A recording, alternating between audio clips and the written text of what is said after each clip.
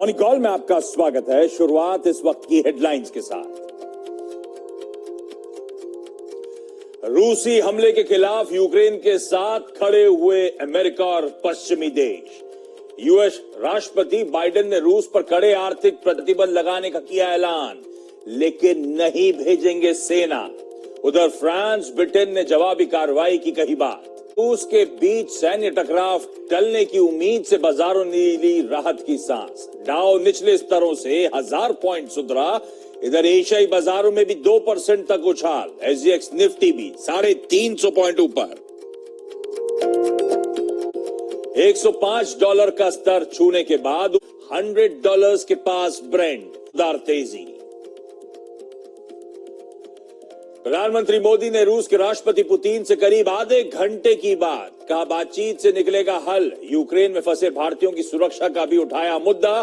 Poland के रास्ते लाएंगे छात्रों को भारत सरकार। शुक्रवार की सुबह इस टफ हफ्ते का आखिरी कारोबारी सत्र, हफ्ते का आखिरी पर नई मार्च सीरीज का पहला ट्रेडिंग सेशन, जिसकी हम लोग कर रहे हैं तैयारी। और जो टफ हफ्ते की बात करी तो सबके लिए जहन में यही होगा, शुक्र है, शुक्रवार है। पर दिक्कत यह है कि अभी भी एक सेशन पूरा हमारे सामने खड़ा है उस वीकेंड से पहले। अब तक का इस हफ्ते का भारतीय बाजारों का परफॉर्मेंस आपकी स्क्रीन पर आएगा। ध्यान रखिएगा, कल का trading session back to back 7th trading session था। लगातार 7वां दिन था जब भारतीय बाजारों में कमजोरी और दबाव था। और उस सीरीज का हाईलाइट दरअसल वो सीरीज का आखिरी दिन कल का था। पिछले 2 सालों का में निफ्टी 50 के सारे कॉन्स्टिट्यूएंट्स लाल निशान में थे।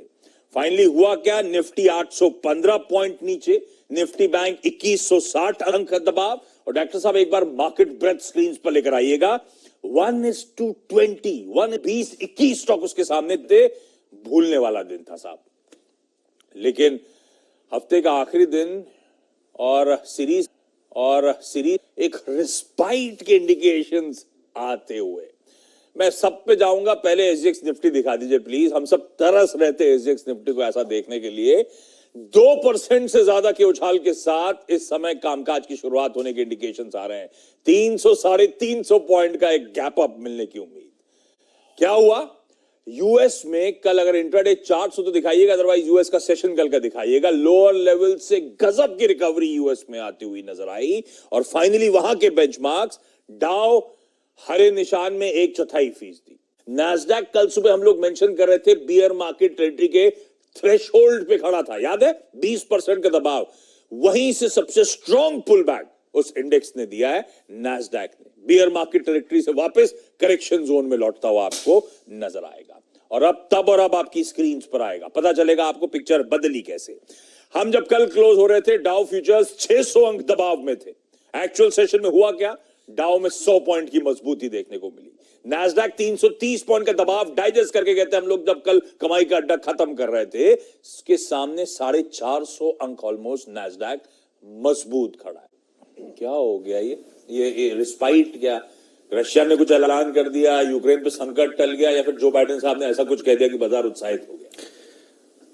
पहले वो 2-3 बुलेट पॉइंट बता दो जिसकी वजह से मार्केट में रिकवरी हुई है, जिससे थोड़ा सा लोग शांत हो मन उनका। जो सैंक्शंस अमेरिका ने कल अनाउंस किए बाइडेन जी ने, उसमें एनर्जी उससे बाहर है।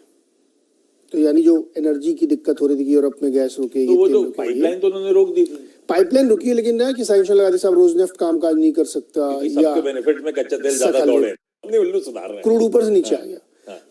पहला फैक्टर ये। दूसरा फैक्टर ये है कि बैंकिंग पे सैंक्शंस लगाए गए हैं।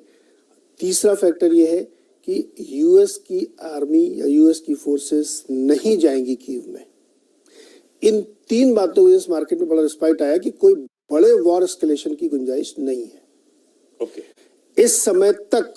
तो ये बेसिकली कंटेन रहना है यूक्रेन तक। जो डर लग रहा था ये बहुत एस्केलेट होगा तो पता नहीं कहां तक चला जाएगा, वो डर खत्म हो रहा है। मतलब हिंदी में कहे तो यूक्रेन का कट गया है, बाकी सब ठीक है।